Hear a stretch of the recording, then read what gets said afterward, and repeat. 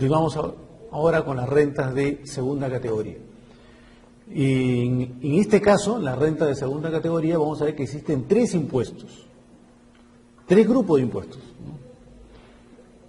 Primero, el primer grupo está referido a las rentas distintas de los dividendos y ganancias de capital, las rentas establecidas en el inciso A al inciso H y K del artículo 24.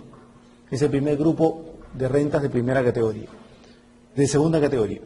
El segundo grupo venían a ser los dividendos y el tercer grupo, la ganancia de capital. Y dentro de ganancia de capital tenemos ganancia de capital por la enajenación de inmuebles y ganancia de capital por la enajenación de valores. De lo que podemos decir que en segunda categoría hay cuatro impuestos. Un impuesto que grava las rentas del inciso A al inciso H del artículo 24 y también el inciso K del mismo artículo.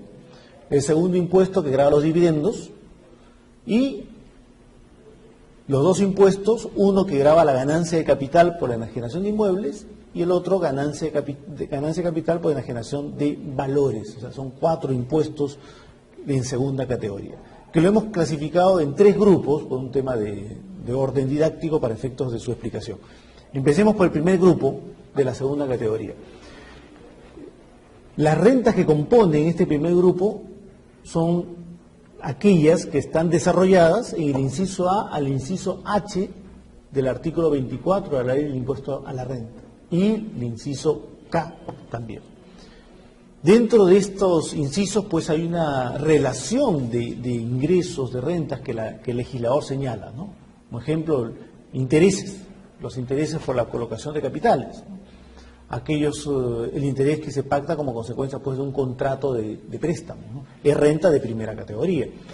Aquí hay que tener en cuenta que el artículo 19, inciso I, establece la exoneración en el caso de intereses que paga el sistema financiero, ¿no? Si yo no tengo dinero depositado en el banco, cobro intereses, esos intereses califican como renta, sí, pero están exonerados, porque hay una norma espesa que así lo establece. Y hay que tener en cuenta también los intereses presuntos previstos en el artículo 26, ¿no? Que se considera como renta también para efectos de segunda categoría. Entonces, dentro de este primer grupo vamos a encontrar una relación de rentas, como por ejemplo, también señalaremos lo más importante, las regalías. Las regalías es renta de segunda categoría dentro de este primer grupo.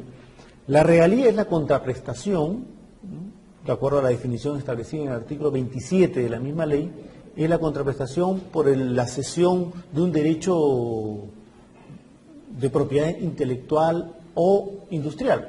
Yo tengo una marca registrada a mi nombre y lo cedo para que lo exploten económicamente y a cambio me pagan pues un porcentaje de las ventas, regalía.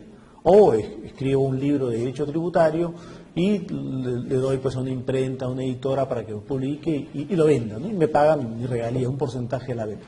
Esa es renta de segunda categoría en este caso. Pero también es renta de segunda categoría bajo el concepto de regalías el know-how, ¿no? Es decir, la transferencia de conocimientos industrial, comercial, en fin. Dentro de este primer grupo también tenemos las rentas vitalicias, ¿no? Las rentas vitalicias que es producto pues de un contrato aleatorio, ¿no? En el cual se celebra en virtud del cual se asigna un capital, ¿no? El cedente da un capital para efectos de su explotación y a cambio pacta que se le pague una renta vitalicia, ¿no? Esa renta vitalicia constituye renta de segunda categoría dentro de este primer grupo. También la retribución por unas obligaciones de no hacer, ¿no? Una obligación de no hacer, o sea, por una abstención. O sea, si yo tengo una marca famosa de una panadería, ¿sí? Y los panaderos del Cono Norte pues me buscan para que esa marca no lo ceda en el Cono Norte, porque si lo cedo van a abrir una panadería y va a ser un boom ahí en el Cono Norte. Entonces los panaderos del Cono Norte me buscan y me dicen, no los cedas en el Cono Norte, cédelos en otro lugar, Cono Sur, Cono Este, pero Cono Norte no. Perfecto, entonces y por eso me van a retribuir un importe. Entonces me están retribuyendo por una obligación de no hacer. En este caso yo me estoy comprometiendo, me estoy absteniendo de ceder esa marca en el Cono Norte. Puedo ceder en cualquier parte del Perú, menos en el Cono Norte, ¿no? Entonces en ese caso es una renta de segunda categoría. Pero hay que distinguir aquí que si la abstención de la obligación de hacer está vinculado, referido a una renta, a otras rentas, a otras categorías, van a corresponder a su respectiva categoría. Por ejemplo, si soy abogado y me buscan pues para que no asesore a una persona, entonces me van a retribuir por no asesorar. Entonces me estoy absteniendo de realizar mi actividad profesional. Eso será renta de cuarta categoría y no de segunda. También es renta dentro de este primer grupo los seguros totales de vida, ¿no? En el caso de seguros totales de vida es un contrato, pues los famosos contratos de seguros de vida, ¿no? Que tienen de 30 años, 20 años, depende de la póliza que se haya pactado, ¿no? En el cual se establece que el siniestro es la muerte de la persona, ¿no? Cuando ocurre la muerte se indemniza a los beneficiarios que el mismo señor ha designado en la póliza, ¿no? Pero ¿qué pasa si el señor no se muere? Entonces, si no se muere, en ese caso pasa el tiempo, los 30 años, la empresa aseguradora le va a devolver el dinero que ha ido pagando como consecuencia de prima, ¿no? En ese caso la norma establece que la renta será la diferencia en lo que recibe como consecuencia de esta indemnización, que el importe que le está dando a la empresa aseguradora menos el monto de las primas que ha estado pagando a lo largo de ese tiempo. Esa diferencia es renta de segunda categoría. Entonces, en este primer grupo, pues del inciso A al inciso H del artículo 24, vamos a ver una relación de rentas que forman parte de este primer grupo que hemos mencionado. El criterio aplicable, en este caso, el criterio de imputación es el criterio de lo percibido. O sea, se considera como renta solo lo que realmente se cobra, se percibe, ¿no? Si yo tengo un contrato de regalías y resulta que la empresa editora no me paga mis regalías, entonces no me pagó nada este año. Entonces no puedo considerar como renta para este año. Consideraré como renta en el año en que me pague, ¿no? Principio, criterio de lo percibido. A diferencia de primera categoría, donde era el criterio de lo devengado, ¿no? Así no me paguen, tenía que declarar y pagar. En este tipo de rentas, en este primer grupo de segunda categoría, la deducción es 20% de la renta bruta, ¿sí? Y el impuesto es el 6.25%. La característica de este impuesto es que estamos ante un impuesto instantáneo. O sea, acá no es un impuesto de periodicidad anual como lo es primera categoría, que hay que esperar todo el año, no. Es un impuesto de carácter instantáneo. Es decir, que la obligación tributaria va a nacer en el momento en que perciba el ingreso. Me pagan mis regalías, me pagan los intereses, me retribuyen por la obligación de no hacer. En ese momento se produce el hecho imponible, en ese momento surge la obligación de tributar. ¿Cómo se tributa en este primer grupo de rentas? Vía retención. ¿Qué significa esto? Que el agente pagador de la renta, la persona natural o jurídica que pague la renta, está obligado a retener. Tiene que retener el importe que hemos mencionado, del monto que se paga, se le deduce el 20% y a la renta neta se aplica el 6.25%. Que es lo mismo decir también que aplique la tasa efectiva del 5% de la renta bruta. O sea, si la imprenta me paga mis regalías, en ese momento va a tener que retener el 5% y pagárselo a SUNAT el monto que ha retenido. Y para mí será un impuesto pagado en forma definitiva, vía retención. Esa es la característica de este impuesto de segunda categoría referido a este primer grupo. Impuesto instantáneo, definitivo y cedular, ¿no? Porque grava solamente a las rentas establecidas en el inciso A al inciso H más el inciso K del artículo 24. El segundo grupo de rentas de segunda categoría está referido a los dividendos. Dividendos que, de acuerdo al artículo 24 de la Ley del Impuesto a la Renta, vendría a ser toda la distribución de utilidades, ¿no? El concepto de dividendos, de acuerdo a esta Ley General de Sociedades, pues es lo que se obtiene como concepto, son los frutos de las acciones, ¿no? Pero no solamente para efectos de gravar con este impuesto, no solamente a la distribución de utilidades de las sociedades anónimas, sino también para efectos de gravar a la distribución de utilidades de las demás sociedades, la norma extiende el concepto de dividendos, ¿no? Dividendos no solamente es entonces la distribución de utilidades que hace una sociedad anónima, sino todas las sociedades establecidas en la Ley General de Sociedades. Para efectos puede no solamente gravar dividendos de una sociedad anónima, y la distribución de utilidades de las otras sociedades quedarían exentas, ¿no? Sería pues inequitativo, ¿no? Por eso que se extiende el concepto de dividendos a toda la distribución que hacen las sociedades mercantiles. En este caso, el impuesto tiene la particularidad que también es un impuesto instantáneo, ¿no?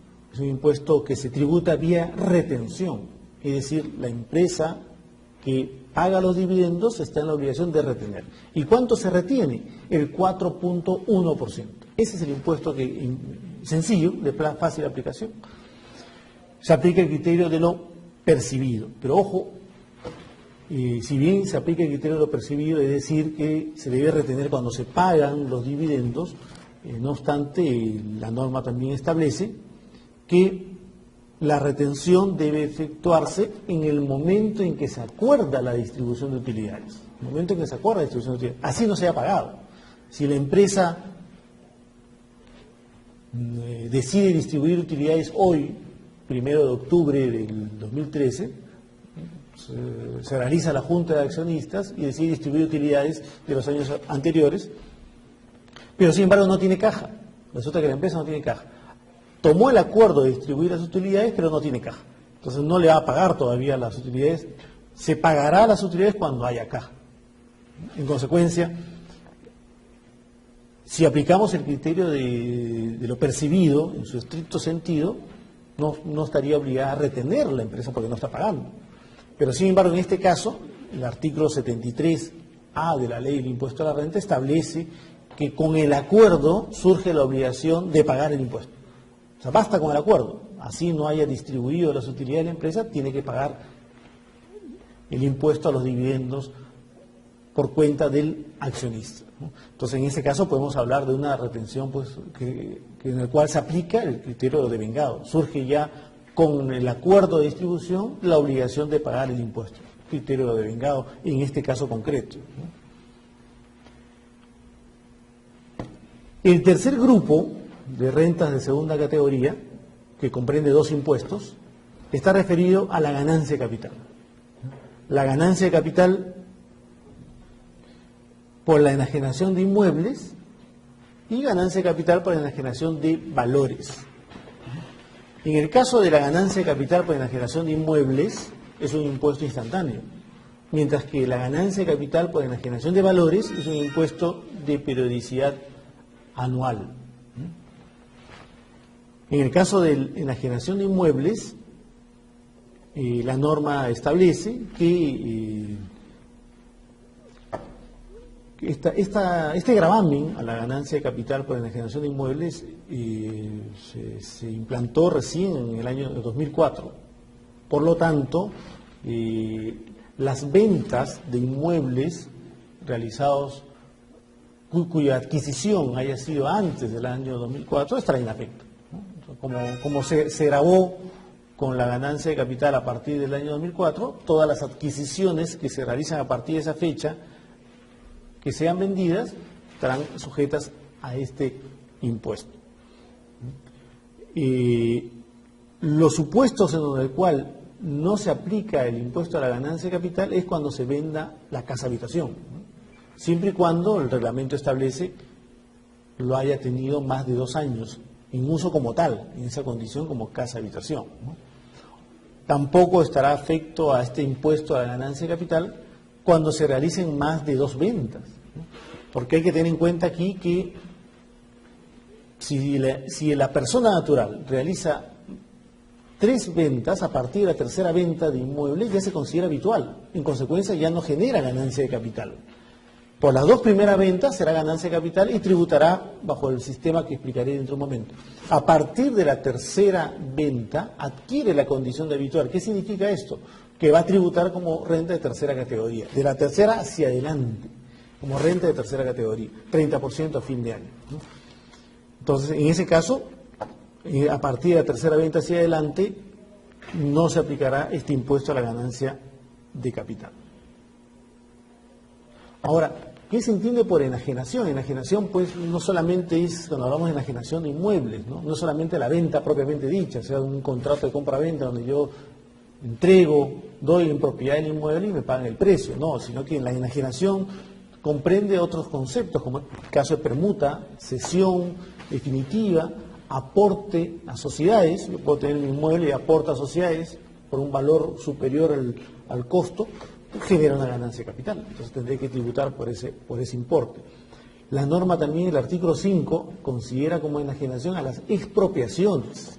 Ojo aquí con este detalle porque recientemente el Tribunal Constitucional en la sentencia 00319 de 2013 ha establecido que la indemnización justipreciada que se paga como consecuencia de la expropiación no es renta, no califica como renta. En consecuencia, esa venta forzosa que es la expropiación no debe generar ganancia de capital. En efecto, si a una persona, ahora que se está ampliando la vía expresa que va a llegar hasta Lurín, imagínense que hay inmuebles que la municipalidad quiera tomar, ¿no? Se va a tener que pagar la indemnización justipreciada a los propietarios, y si el pago es superior al costo, estaría obteniendo una ganancia de capital.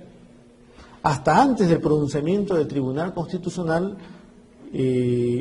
nos quedaba claro que debido al informe de SUNAT, el 142-2010, que esa diferencia constituye ganancia de capital y en consecuencia se debería tributar. El propietario de un bien expropiado debería pagar el impuesto a la ganancia de capital.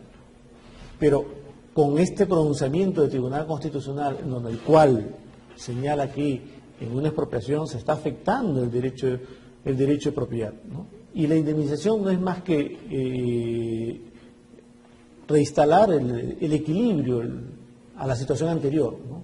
Reponer el daño.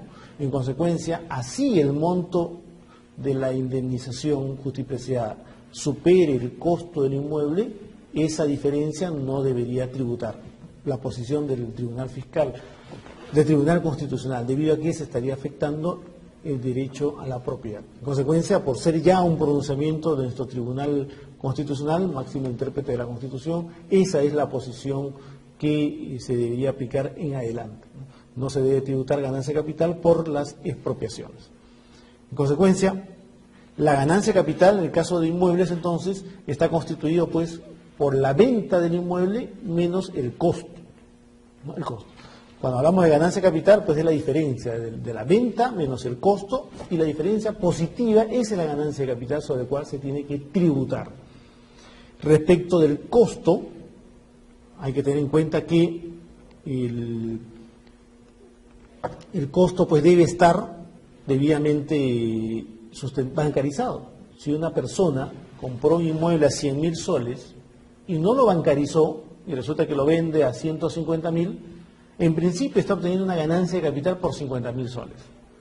Pero como no bancarizó la compra, la consecuencia jurídica es que no se le reconoce el costo. En consecuencia, va a tener que tributar el 5% por el total de la venta, por 150.000 soles. Entonces, el costo es el costo de adquisición del inmueble, ¿no? En tanto esté debidamente bancarizado. Si no está bancarizado, la consecuencia es que no se le reconoce costo alguno.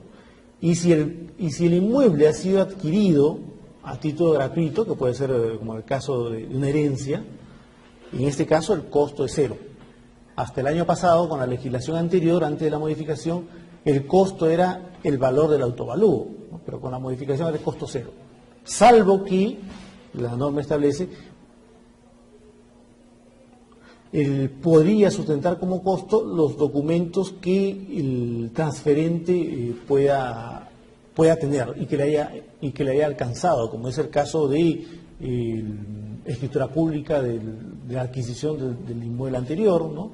que esté debidamente sustentada. Entonces, esta documentación del propietario anterior que acredite el costo que le haya pasado al adquirente del inmueble a título gratuito, que es el que está vendiendo, le puede servir para sustentar el costo en ese caso. Entonces, la ganancia de capital de la transferencia de inmueble es la diferencia entre el valor de venta menos el costo, como acabamos de explicar, y a la renta neta que se obtiene se aplica a esta renta bruta, toda vez que la renta bruta se determina menos la venta menos el costo, la renta bruta. A esta renta bruta aplicamos la deducción del 20%. Y a esa deducción tenemos la renta neta en la cual se aplica la misma tasa del 6.25%. Pero en todas las rentas de capital tratemos de obviar este procedimiento largo y apliquemos de frente 5% sobre la renta bruta. La renta bruta se obtiene de la venta del inmueble menos el costo, renta bruta. Sobre esta renta bruta aplicamos el 5%, ese es el impuesto que tendría que pagar el contribuyente por la venta del inmueble. Como es un impuesto instantáneo, tendría que pagarlo en el mes siguiente porque si no, no va a poder elevar escritura pública, ¿no? El notario por ley está obligado a exigir el impuesto a la ganancia de capital, entre otros impuestos que se le exige al notario, ¿no? Pero en el caso que nos ocupa, tendría que estar pagado el impuesto a la ganancia de capital para que se pueda elevar a escritura pública. Y el otro impuesto referido a la ganancia de capital concierne a la enajenación de valores. La enajenación de valores tiene el mismo procedimiento que el caso de la enajenación de inmuebles, es decir, el precio de venta menos el costo nos va a dar la renta bruta. Sobre la renta bruta, la norma, en este caso sí, permite que se pueda deducir aparte del 20% las pérdidas que se puedan obtener en las ventas de otros valores, ¿no? Este impuesto a la ganancia de capital por enajenación de valores es un impuesto de periodicidad anual. Va a considerar como renta todas las ganancias de capital que se obtengan por la enajenación de valores. Las pérdidas de capital se van a compensar. Toda vez que es un impuesto a la renta anual.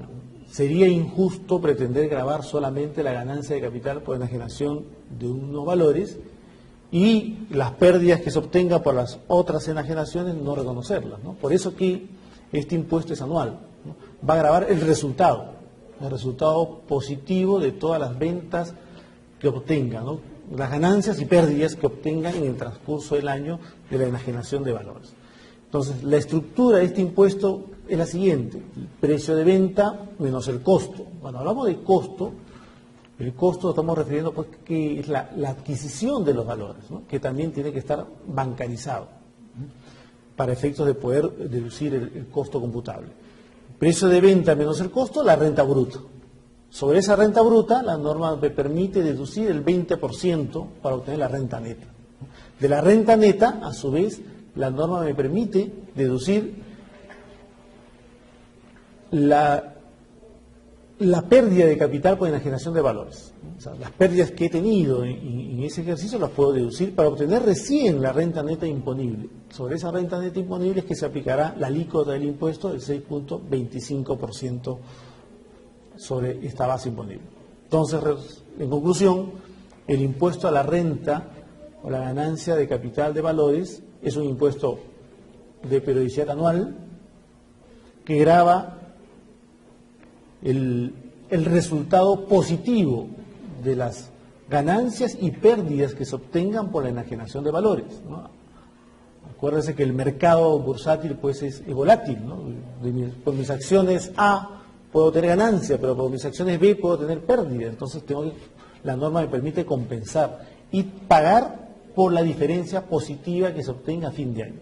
Si la diferencia es negativa, si he tenido pérdidas, mis pérdidas superan a mi ganancia, esa pérdida ya no la podría aplicar en el ejercicio siguiente, se queda en ese ejercicio.